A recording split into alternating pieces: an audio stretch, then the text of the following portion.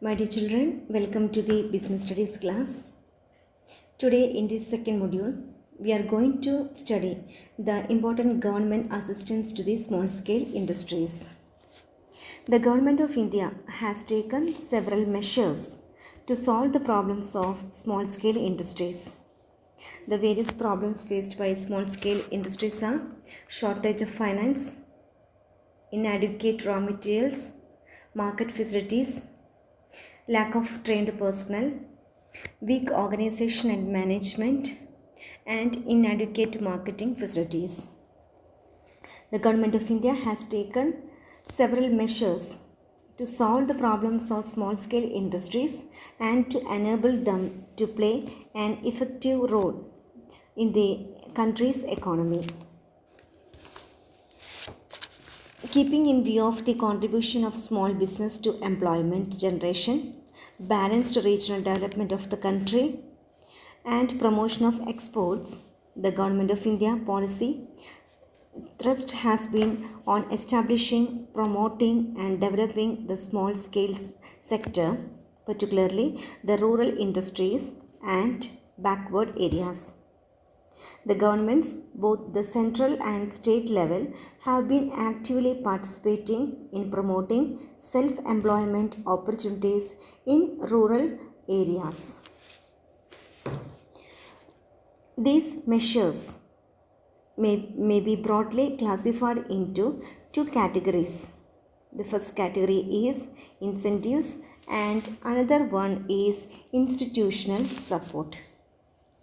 In this module, we are going to study the important incentives given by the government to the small scale industries. The Government of India has launched several programs for the development of small scale industries and rural industries. Integrated Rural Development Program, that is IRDP, Prime Minister's Rajgar Yojana, that is PMRY, Training of Rural Youth for Self-Employment, that is TRYSEM, TRISEM, are examples of such programs. Special emphasis on industrial development of backward, tribal and hilly areas has been the concern of Government of India, expressed in all the 5 years plans and industrial policy statements. Realizing that backward areas development is a long-term areas development process, several committees were appointed to identify the criteria for identifying backward areas and also to suggest the schemes to take up the Herculean task of balanced regional development. The implication of Integrated Rural Development Program is one such attempt made by the government to develop the backward areas. The Rural Industries Project Program, initiated by the Government of India, was meant to develop small business units in select rural areas. Though the Backward Area Development Program varied from the state to state, they cumulatively represented a significant package of incentives to attract the industries in backward areas.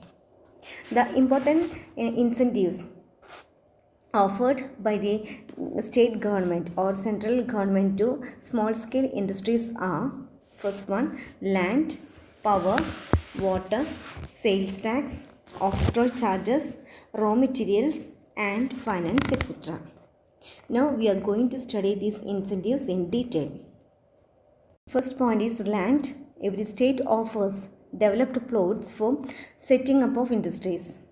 The terms and conditions may vary and some states don't charge rent in initial years, while some allow payment in installments. The first one is land. Every state offers developed plots for setting up of industries. The payment can be made in installments and in some cases rent is waived from a few years. Then second one is power. Power is supplied to small scale industries at a 50% discount.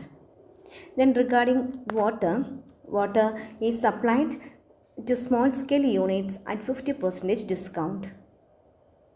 Then water is supplied on non-profit, non-loss basis or 50% discount, or water charges are exempt for 5 years. Then another incentive for raw materials. Then scarce raw materials like iron, cement are allotted on preferential basis to small scale units located in backward areas. Then next point is finance. Then finance is the lifeblood of every business unit. Without finance, business unit can't work properly. The important financial requirements of the company are fixed capital requirements and working capital requirements. Working capital requirements means money required for meeting day-to-day expenses. Day-to-day expenses means payments for meeting or expenses for meeting. Day-to-day expenses means expenses for meeting payment of salary, payment of commission, payment of rent, interest, etc. This money is required for meeting all these expenses. That requirement is known as working capital requirement. Then another type of capital requirement is fixed capital requirement. In the case of fixed capital requirement, money is required for meeting long-term obligations for long-term purposes. For example, for making the purchase of assets, plant, machinery, building, land, etc. Then loans are given at concessional rates of interest. Then subsidy of 10 to 15% is given for building capital assets. The important capital assets of the company are land, building, furniture, fixtures, etc. For making the purchase of these assets, money is required. That capital requirement is known as fixed working capital requirement. Fixed capital requirement. Then another point regarding the tax holiday. Then units in specified areas are exempt from the taxes for 5 to 10 years. The next point is sales tax. Then units in union territories are exempted from the sales tax. In some states, exemption is available for 5 years. Then regarding octroi charges, several states have abolished octroys. Land, power, water, raw materials, finance, octroi charges, sales tax, tax holiday. These are the important incentives given by the central or state government to small scale industries. Thank you.